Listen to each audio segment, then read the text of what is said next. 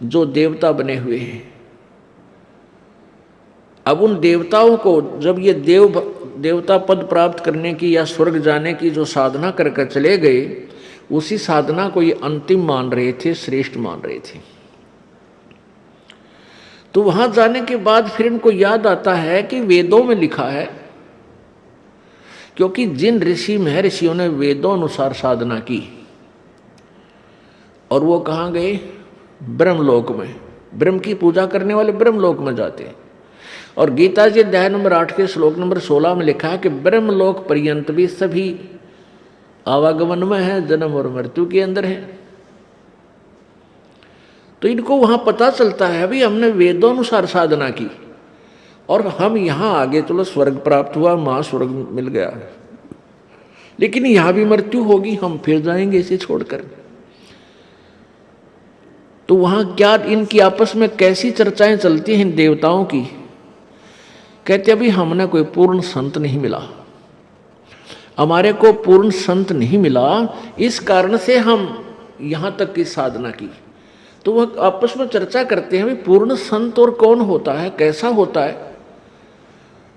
फिर वहां परमात्मा पूर्ण ब्रह्म इनकी आत्मा को झंझोड़ते हैं, इनको याद दिलाते हैं कि तुम पढ़ा करते थे यजुर्वेद अध्याय नंबर 40 के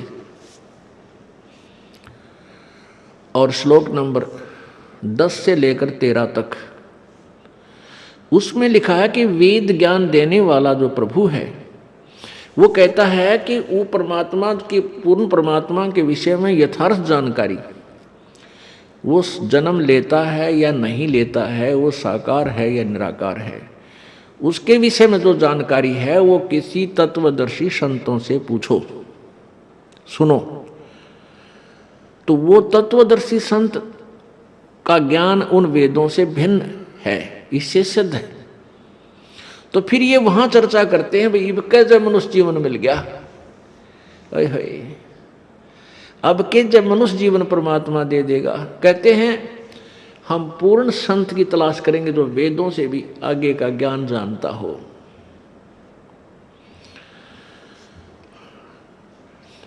अब परमात्मा अपनी सच्चिदानंद घन की वाणी में 5वें वेद में कहते हैं इस देही को देवालोचन तू नर क्यों उकलाता। जैसे कई व्यक्ति दुखी हो जाते हैं अपने प्रारब्ध के पापों से, संकट के ऊपर संकट, संकट के ऊपर संकट आ रहा है, तो वो क्या दुखी होकर के क्या धारणा करते हैं, हे भगवान आत्महत्या कर लो। इसके विषय में परमेश्वर अपनी वाणी में कहते हैं इस देही को और देवता लोचे तू नर क्यों उकलाता। इस मनुष्य शरीर को तो देवता भी तरस रहे हैं जो तुझे प्राप्त हुआ है, और तू इससे क्यों उकलाता है, यानी इससे क्यों छक लिया। अब इससे दुखी होकर तू इसको नाश करने जा रहा है, इससे अच्छा कोई संत तलाश कर, भक्ति कर, पूर्ण संत की खोज कर। अब यहां इन जालिमों ने क्या जुल्म कर रखा है, ये नकली संतों ने, ये असली संत तक जाने नहीं देते। जगह जगह इन ठगों ने अपनी दुकानें खोल ली, ना इनको कैखे का पता, ना भगवान का पता, ना भक्ति का ज्ञान, और लंबे चौड़े आश्रम बना लिए और ऐसी मार्मिक बातें लिख दी।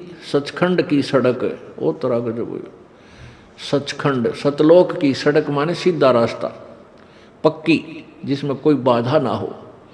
तो श्रद्धालु तो फिर जाएगा भाई, जिसको रोग है, जिसको चाह है परमात्मा की, वहां जा फंसे नकलियां के पास।